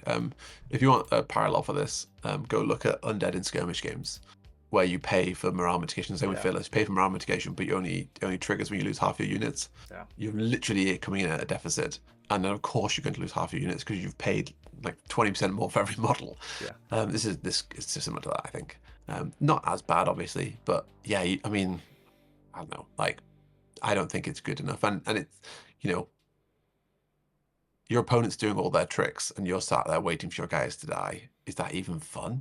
Let alone powerful? I don't think so. So yeah, it's a 1. Cool. Let's move on to something flip side, really exciting, Elven Jesters. Now, I have just started to paint up my Elven Jesters for an event that we've got coming up, so I'm excited to talk about them. Universal special rule Evasive, which is Smoke Bomb from Ratmen, both fantasy and sci-fi. No, just the fantasy ones now. I know both of them. Oh, okay. Yeah. Sci-fi got them. Sci-fi got them. That was it. Really, really good. There's a flat buff. They don't have stealth anymore. They've now just got -1 to hit all shooting. So ding ding, big win. Yep. When activated, you teleport them 3 inches. Yes, this is like so good and thematic. Did he say, are they losing Furious? Are they losing army-wide Furious? Is Furious safe? I don't think he said they currently have 4 rules and he wanted to reduce them, so maybe Furious is gone. No. Okay. Yeah, so it might just be these 2 rules instead. But if we assume it's gone because most army-wide stuff is gone, then yeah. So I mean, what do we think about this? Still really powerful. Hits very strong. Yeah, might as well hit a very strong effect. Teleport, it's boing but reliable. So they're basically just always getting like 9-inch / 15-inch charges. Sure, that's good. One thing I will say is in the stream, he says how, like, you know, this is cool, makes it flexible. You can do stuff like jumping over enemy units or jumping over this, that, and the other. Yeah. You basically can never do that with this mechanic. Right? Yeah, just to be 3 inches. absolutely clear. Yeah, like if you've got to stay an inch away from your opponents on either side, if their base is an inch wide, 3 inches is not enough because your base has a depth. So you can never use this to jump over enemy units. Like if that's the theme he's going for, he needs to change this so it aligns with it, because all this is I move an extra 3 inches, and if the first 3 inches was difficult terrain, then I get to move full distance for the rest of it. That's all this is. So it's not bad though, but it's just like I was about to say, don't get trapped by that. And I was going to say, then speaking of traps, the army-wide specialty lets you take them off the board and redeploy them in ambush. Unless the special rule wording for ambush is changing, this is a trap. Because you can't contest objectives. We all forget it. You can't contest objectives the turn you ambush. So you need to take objectives round 1. Round 2, you skip a go. Round 3, you ambush in, and then only round 4 you can take objectives. You are able to take objectives in half of the game, and I'd rather just ambush. Yeah, I mean, and that's literally the best case scenario. You put this on a unit where you round 1 capture a far off objective, round 2 activate, take them back, round 3 come back on the board to play a different objective. This is paying points to lose an activation and gain positional advantage, but lose the ability to contest objectives. I think this is doo-doo. I think it's cool thematically, but I think it is doo-doo. Like, one unit might want this. Maybe one unit. I mean, the only place I could see you using this is for casters. Yeah. Where you go like, I put him on the board, I blow up all his things next to them, I'm just going to swipe him away. But then and you then have I to come back in with 6 tokens again. You have to do it early in your activation cycle as well, because otherwise you'll get at risk of getting hit. Like, these are still going to be... I presume they're still going to be Def 5 army-wide, right? Like, -1 to hit is good, but it's not going to make them immortal. Yeah. So, it's whatever, isn't it? But fluff-wise, how are you on these then? I think still quite high. 4. I'm going to say a nice 4, right? Like, I'm still getting my Jester fantasy here. I think that redeploy ambush thing is thematic. It's clowny. It's kind of you're fooling around on the board, and you're just doing redeployment shenanigans. So I'll go for a 4 on theme, on fluff. Yeah, I mean, I'm happy to go 5 here. I think that we spoke about the Elven Jesters in our bad rep thing, and we said like it would be cool if they got a rule where they got like fearless when they killed a unit, right? Yeah. Now, obviously, Dark Elves have kind of got that flavor instead. So these guys' flavor is like movement. So yeah, I think this is really cool. I think that jumping around, teleporting, disappearing, very sick. 5 out of 5 for fluff for me. For strength, -1 to hit is something they kind of already have. It's just a better version of that. That is a very, very strong effect. The teleport 3 inches thing is just fine. I'm not wow on it. It's okay. It's just basically they just keep fast. Yeah. So they have 1 inch less charge and 1 inch extra for shooting. And the other side of it is complete trash. Yeah, it really is. And I just, unless that is free, I don't think I'm ever using it. So I think that places them at, I mean, it'd be a 4 for the top one. It's a 0 for the other one, so we'll say a 2. I'm kind of, 2, 3. I want it to be a 3, right? In the perfect world, this is a 3 on this alone. But the Elven Jesters roster sucks. I love these guys, but the roster sucks massive chunk.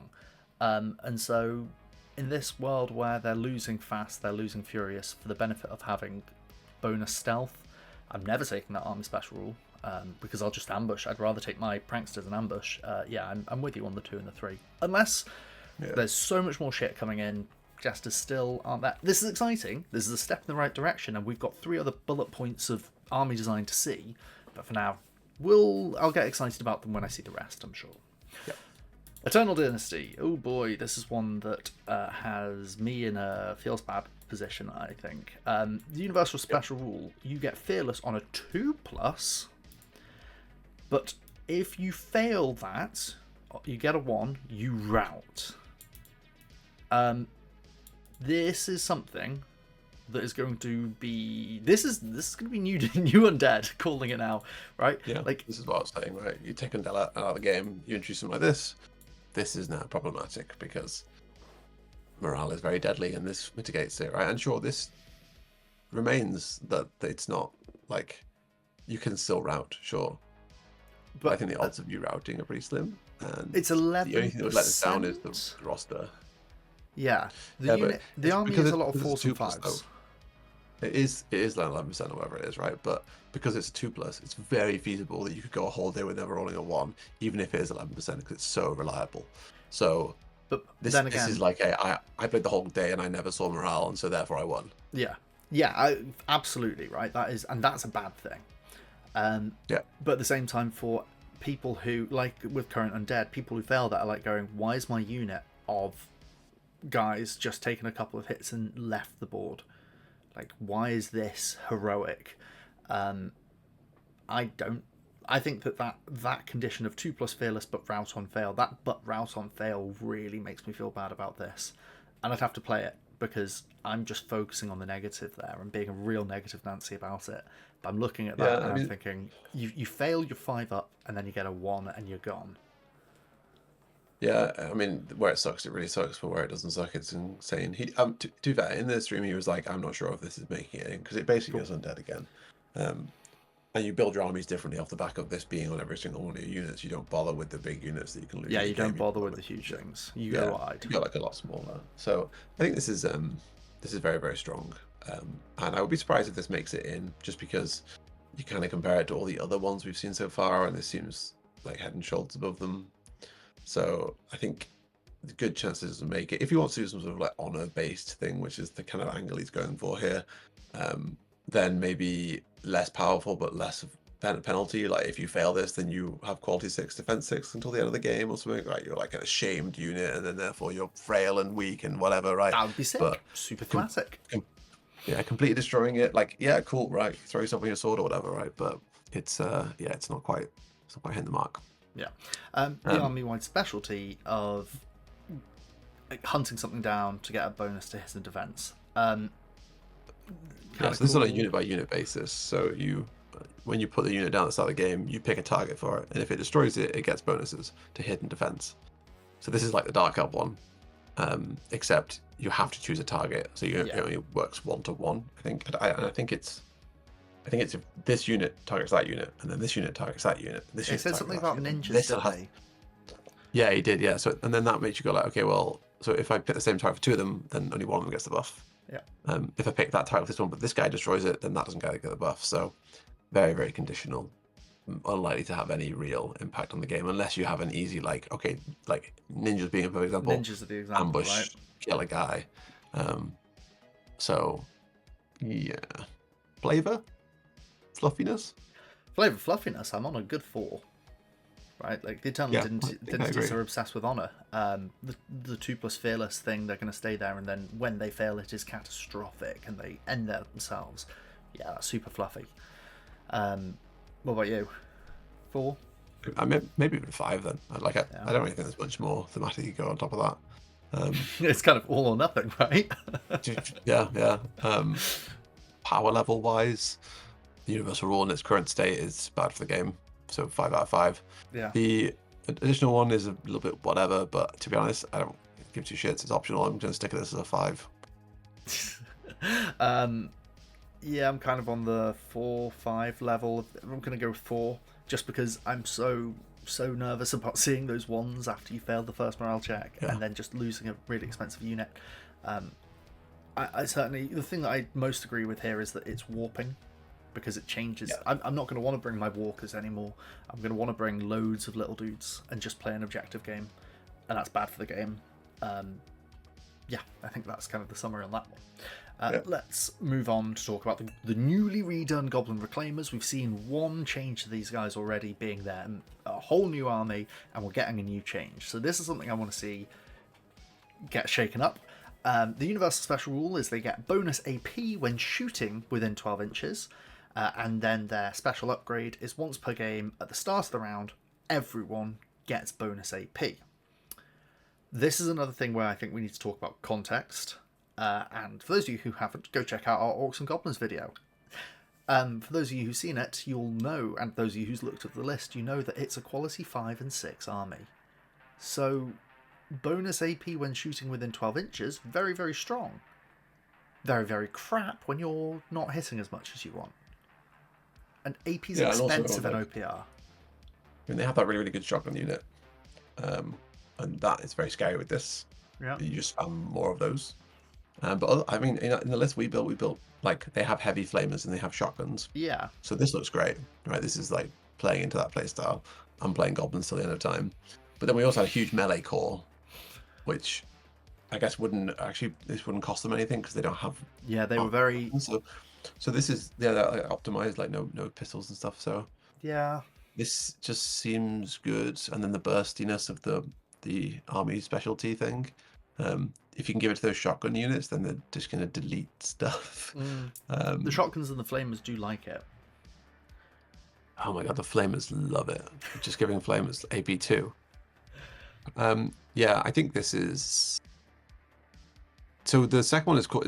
It was called like utilize trash or something like that. That's what he named it, right? So the idea is they just like they stick throw all everything their shit in. At them. Yeah, and just make it go, which is very thematic. I like that. Bonus AP when shooting close is not so thematic, I don't think. Yeah. I mean, like when I think goblins, I think insane inventions. I don't think being closer, like insane inventions to me suggests self-damage or something like that. It's like you get the feel of World of Warcrafty style goblin engineering, right? Yeah. Which I'd want to see something like a risky teleport opportunity. We see a risky mechanic with the Havoc Brothers next. I would have liked to have seen goblins have something risky built in, like roll a dice on something you get teleport, or then you get your bonus AP. Like again, maybe switch this with the Havoc Brothers, right? Like, or just give the Havoc Brothers one to the goblins, because then you've got this risky tech. If you stick, even like 6s gain AP for 1s, you take a wound. Yeah. You know, just like something dumb. If I think that's more imagine this situation, right? A goblin's on a battlefield, it sees a grenade and thinks, haha, let's put this in my gun and shoot it, right? Yeah, it will blow up in their face. Or you get this hilarious thing where he's just launched a grenade that he found on the floor. That's the kind of haywire goblin engineering theme in my noggin. This ain't that theme.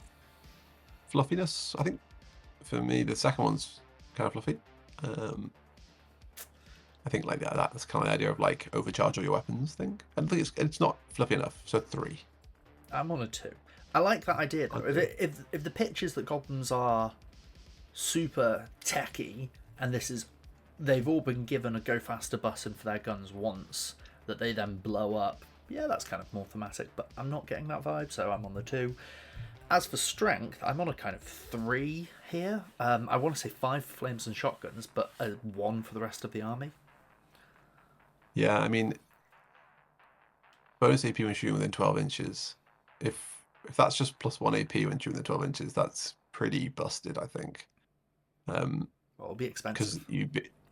Well, it would be expensive, but also AP2 shotguns, AP2 flamethrowers. Do you want to say AP2 shotguns, AP2 flamethrowers? They have the best scout shotgun unit in the game, and that's giving them 1 extra AP. I think it's a 4. There's no morale shenanigans here, so. I think I'm sticking on the 3. I think for this one. I just think like round 1, just like you're going to blow me up. Buttons. We'll play a game. If this is the mechanic, we'll play a game and you'll ruin me with it, and I'll cry. But for now, I'm just. We'll see. Hopefully, there's more Goblin stuff to come as well. He said on the stream that they're going to be releasing Goblin models soon, so I'm hoping for a bit more of a shake up at the list at the same time, and then we can start to get some juicy flavour from it. Havoc Brothers. Havoc Brothers' universal rule is they roll a dice at the beginning of the round. On a 2+, they get AP +1, and if you get a 1, enemies get AP +1 against you. The army special rule is get +1 AP for the round. That's a freebie. You just auto succeed on the check. Yeah. You also was it also succeed rather than it's +2 for you. My other thing was that it was an auto succeed, so I don't know if you get both of them or not. But let's assume that it's not, and it's just +1 AP for the round, and that's once per game. I presume that's once per game. Yeah. Yeah. So this is just the Goblin one, but on an individual unit basis. I mean, the thing about obviously you don't have to activate them all at the same time when you do the Goblins. But that top one, sorry, I said top one. You guys can't see what we're looking at. You can't see our notes. Yeah, the other one, the one we roll a 2+ for +1 AP, and if you get a 1, they get it. Yeah, there's the universal rule. That's optional, from what I gather, so you don't have to do it every round. But you just would. Yeah, absolutely, you would. Right, unless you're not attacking that round, you just use this. It just kind of reminds me of Reckless Attack from D&D, where it's like the biggest trap ever for barbarian players is to not use it. Yeah. Like it should, like people are like, oh, I don't want to use it because I don't want to get hit back. And you're like, no, you're gonna kill them. Yeah, like, smash them. Yeah. So I think this is a good rule. More AP is very scary. You know, you'd think about some classic Havoc Brothers units like the A4 Rending Claw guys. They love this. How much do they care about AP on the way back? Quite a lot. They've got Def 3. But yeah, just don't roll a 1. Yeah, and you're just clapping fools. Yeah, and especially if you get a guaranteed one, right? Once again, front loading stuff. Yeah. You do make that big charge, you know, fucking 1 million attacks with AP1 and Rending seems pretty good. Yeah, I'm with you. And again, context, if you're looking at the Raptors, you're looking at the Destroyers, you're looking at the support dudes, this is exciting. This is powerful. And I love tying this into a dice roll mechanic. Obviously, it's a dice rolling game, so if these things are on that, that's good. There's drawback to making the decision, and if it's a decision as well, I'm so strongly in support of putting decision making into games, because you can take the risk, and if you're losing, you can try and fight your way back in. If you're ahead, you can overstretch if you need to, or you can take the static view of going no risk today. And if you're at parity, then you've got a bit of interesting gameplay coming in. That's really cool. I hope that the army-wide special rule isn't just auto pass. I hope it is just something like the +1 thing, because again, we're converging on this explodey bursty gameplay style. So if there's a bit of risk still baked in there on your go, that's okay in my view. Obviously, AP one's very powerful as well.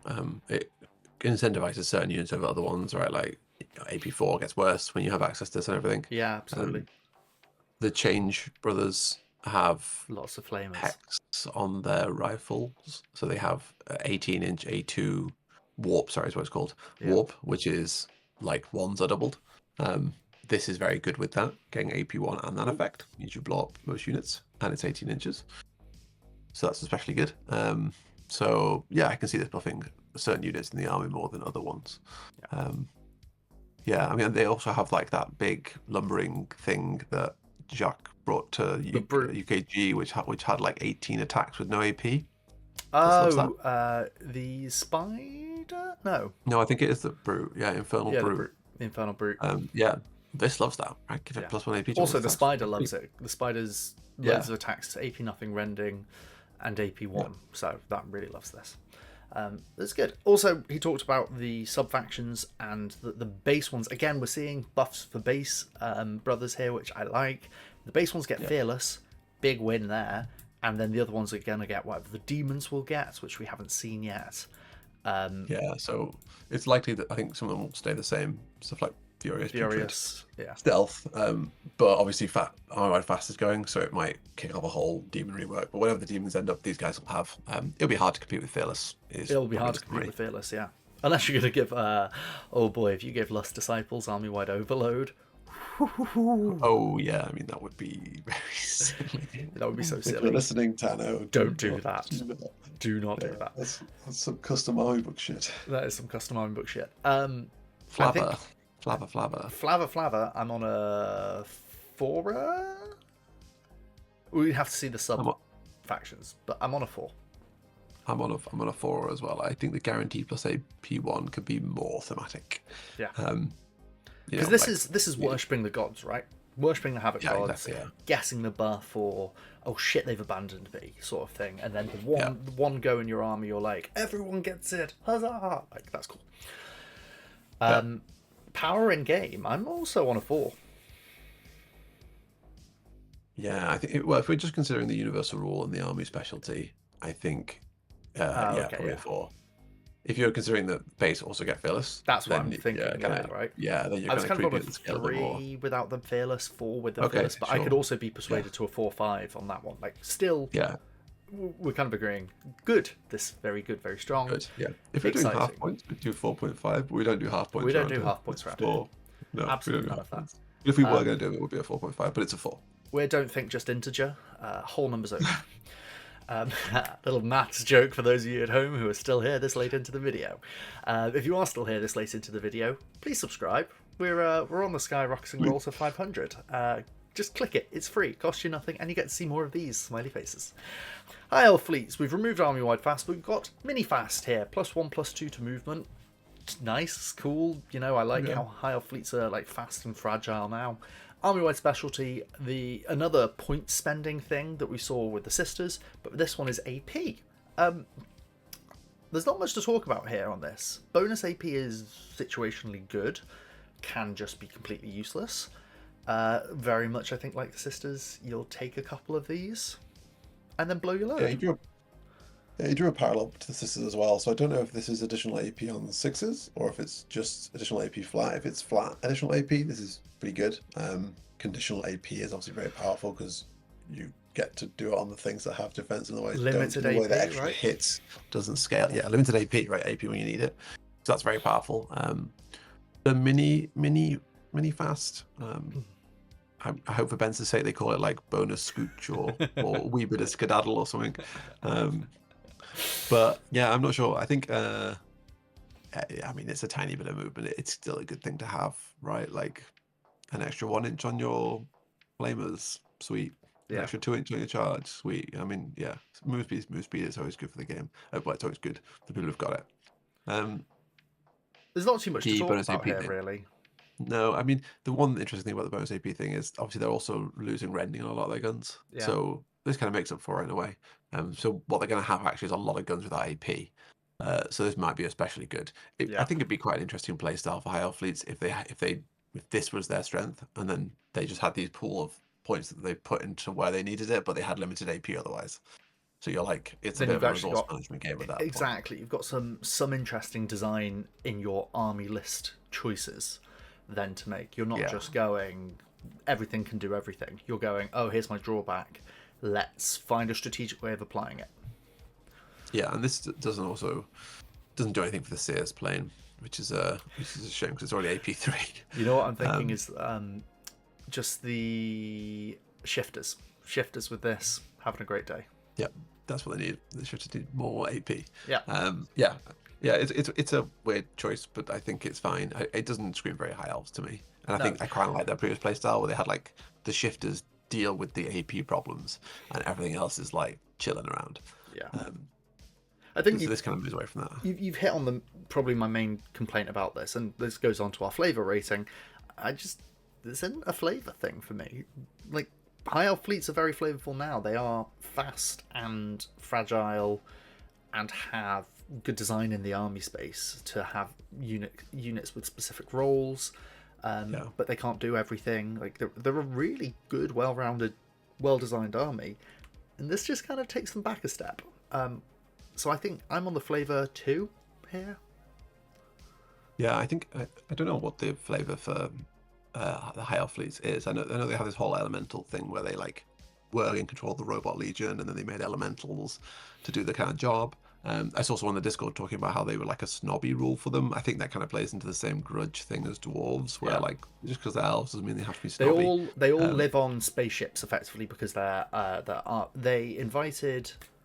I can't remember which faction it was. I want to say the Saurians. They invited the Saurians, had a big rebellion and a fallout, and so they all have to live on spaceships. That's the high elf fleet's kind of shtick.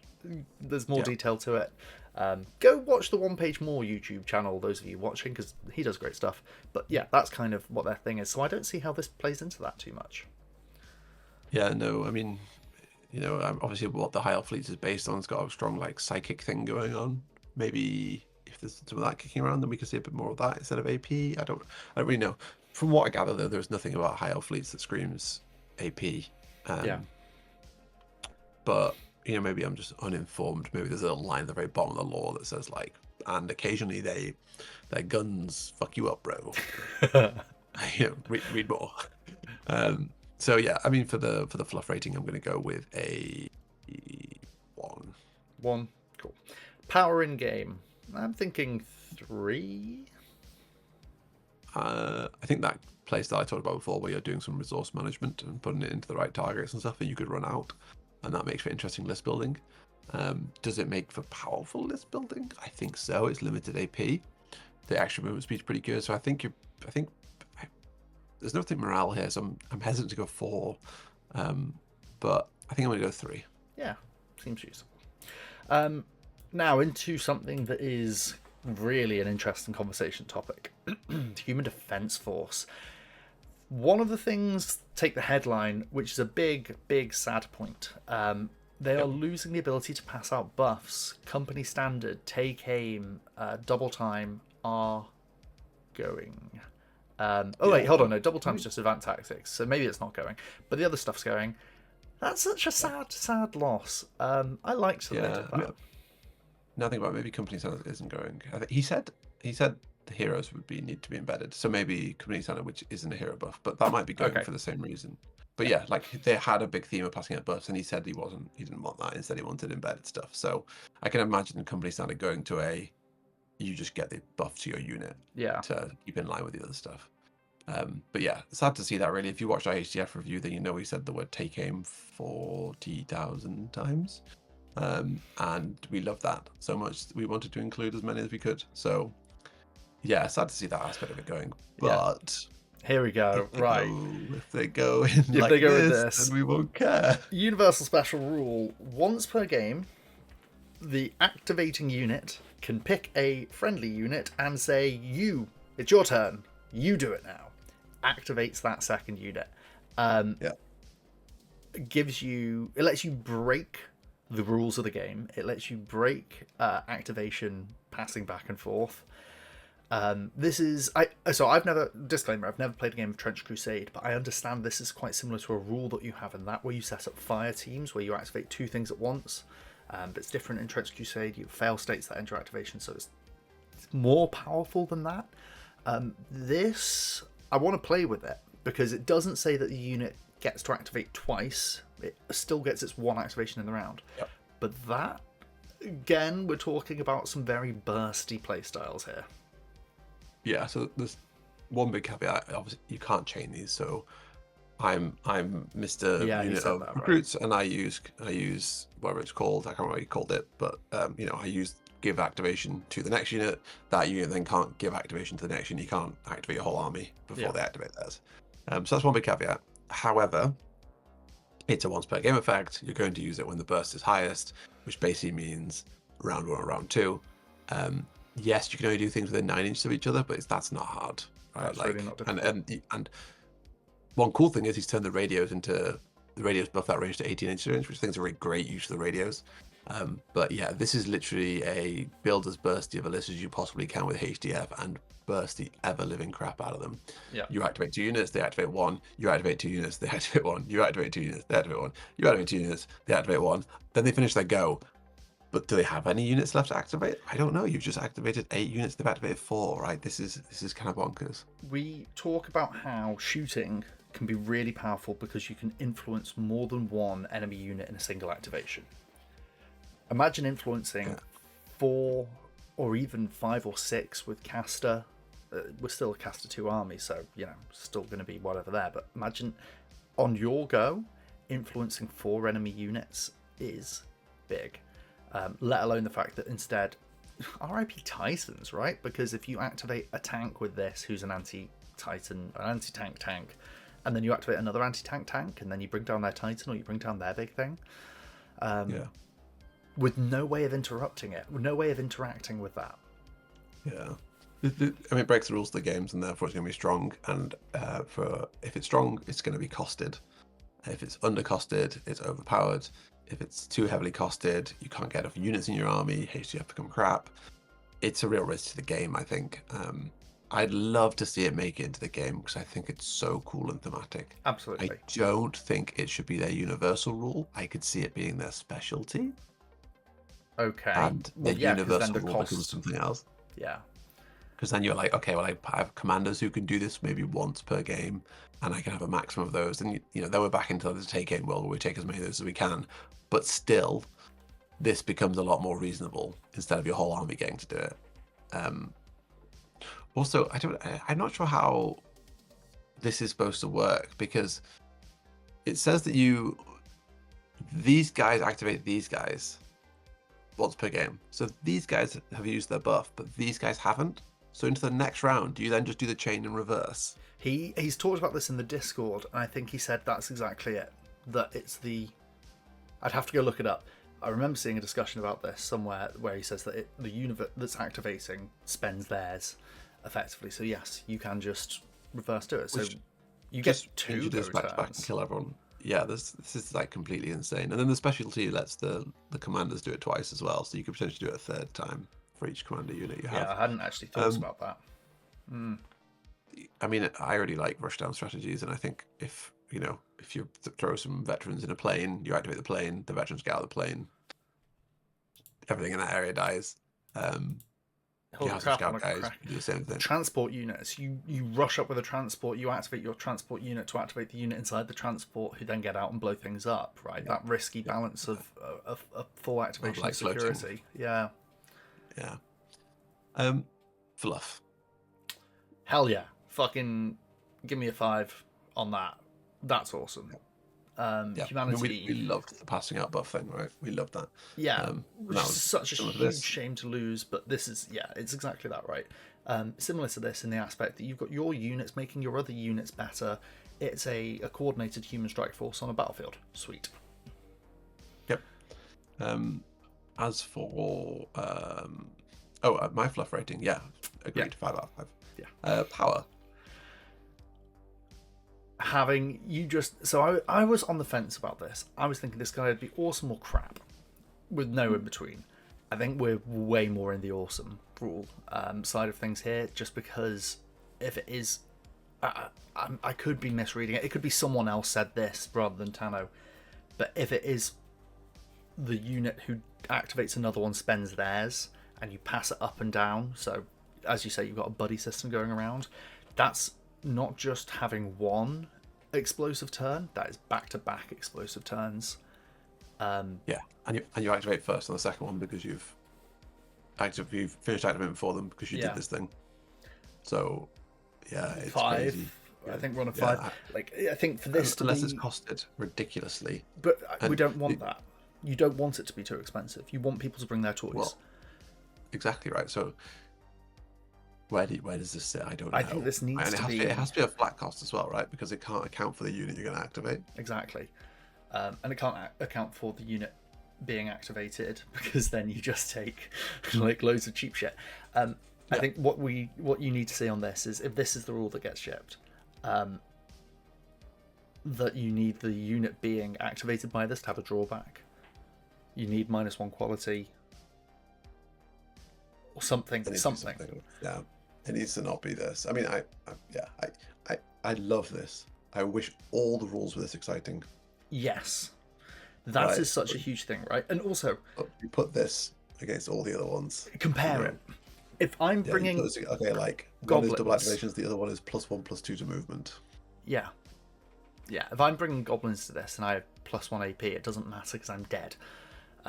My opponent's just got to do really cool, like synergistic strike force. They've got to.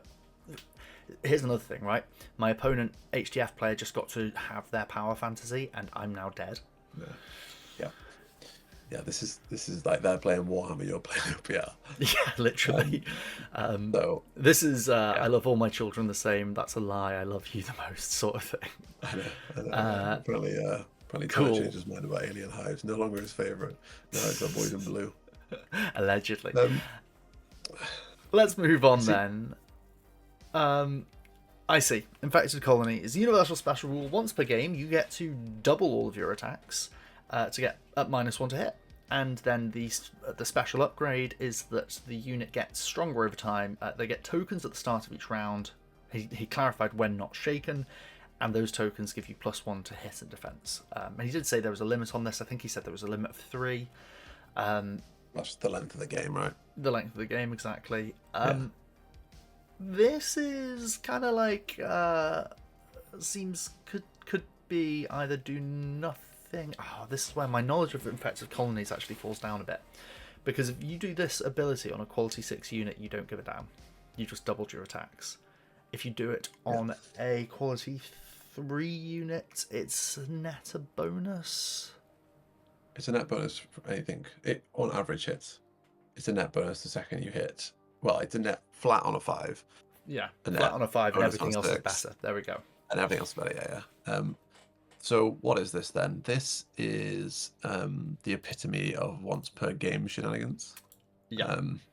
It's just like front-loaded super burst. This is, as mentioned before, the first time you charge or shoot, you use this ability, because there is no decision making here. You will lose models before the next time you get a chance to use it, and this will always be most effective on your first attack. What are infected colonies good at? Putting things in transports and making them float and blowing things up on flanks. This is crazy good for that. The other thing infected colonies are good at doing is putting zombies and stuff on the board. Now, obviously, they're losing undead, which is quite a big loss for the old infected colonies. But picture this, you spend 100 points on a zombie unit, you have it sit in the corner the whole game, and by the time it comes to contesting objectives, they are now 2/3s. Yeah. With regen. You are not stopping that from taking an objective. If it's not engaged in the game and it costs 100 points or whatever it costs for this extra bonus. I mean, to be fair, they might not get the extra bonus. This is only on certain models. But still. Yeah, I think both of these are very, very strong. From the theme that I recall being discussed about them like mutating and getting more powerful as things are going on, I hope the zombies get it. They're the ones that I'd want probably the most to see this on, rather than I'd be most scared about seeing this on the tough 3 guys, because those are, and the frigging ambushes. Yeah, it's interesting. It's I mean, I think it's an interesting juxtaposition between the two. One is like you throw it on the first opportunity you get, and the second one's like, let's chill back and wait. Yeah, exactly. Maybe so you'll go around as you can kind of see a play style, right, where you're like, okay, I'm going to have a bunch of zombies that get stronger, and I'm going to have my planes that also get stronger, and I'm just going to do this with the planes on the back line shooting until I am now massive, and I just swamp it on the board for like one big turn where I use all my double attacks, and because I've been growing, I'm going from a 3 to a 4 instead of a 5 to a 6 or whatever, and I blow everything up. I think that's quite hard to execute, but it's an interesting playstyle. Yeah. Flavor? flavor, I'm kind of on a 4 here. Like, that feels cool. That's your mutated warp dudes just kind of going and getting more and more out of control. The double attacks, if there was a limit on that, like it had to be in round 3 or 4, couldn't be used in the first 2 rounds of the game, then we're really getting some juice. So I think I'm going to go for a 4 on the flavor here. Let's have it at about that. Like, really good spot. Yeah. The exploding attack is cool, but Second one feels very flavorful. I think the first one, I really like the idea of some zombies that act all like docile, then all of a sudden like do a big burst. Yeah. And then like fucking fall to pieces or whatever. So I kind of like that flavor there. I don't know how much that flavor applies to infected colonies, but I'm going to give it a 4 as well. Cool. And as for power on the battlefield, round us out with the infected colonies. How are you feeling? They've lost undead. None of this does anything for morale, but it is. I think the first effect is very strong if you build around it, especially. The second effect, it depends what units it can go on. If it can go on your objective players, I think it's really good. Really good. If it can't go on objective players, it's kind of trash. So I think for me, it's a 4 because I don't think you can underestimate double attacks. I was going to go for 4 as well for exactly that reason. Yeah. If the army upgrade thing, if the option upgrade is only available on zombies, then it's great. Because those are the exact units that you want this on. Your really, really cheap and crappy ones that are just going to get really, really good over the course of the game. And then that double attacks, just your ambushing units alpha harder. Really strong. Yeah, and on that topic as well, if ambushing units get the bottom one, it's basically just a +1/+1. Yeah. And they already have, I think they're 3/4s, their ambushing unit, so that'd be like a 2/3 double attacks. That'd be great. Like that's it. Yeah. So yeah, Also, interesting. I think yeah. Overall for infected colonies, it's looking good. Looking good. Looking really good. War boss fits. Be excited. Also, we've managed to get Got the mention. Yeah, I was going to say, how have we gotten this far into it and we've not yet spoken about him? Big love. That's where we're going to round out this one. We will, of course, come back and talk about the next load of armies that Tano discusses on his streams. In the meantime, thank you very much for watching. Please get down in the comments and let us know what you think of this video. It's something we've not really done. We've not really had too much of a free-flowing chat like this for a while. We're usually a bit more structured, but this has been good fun. Let us know if you've enjoyed this sort of style of thing too. Until then, I'm Dave, he's Harvey, and we'll see you next time. Thank you.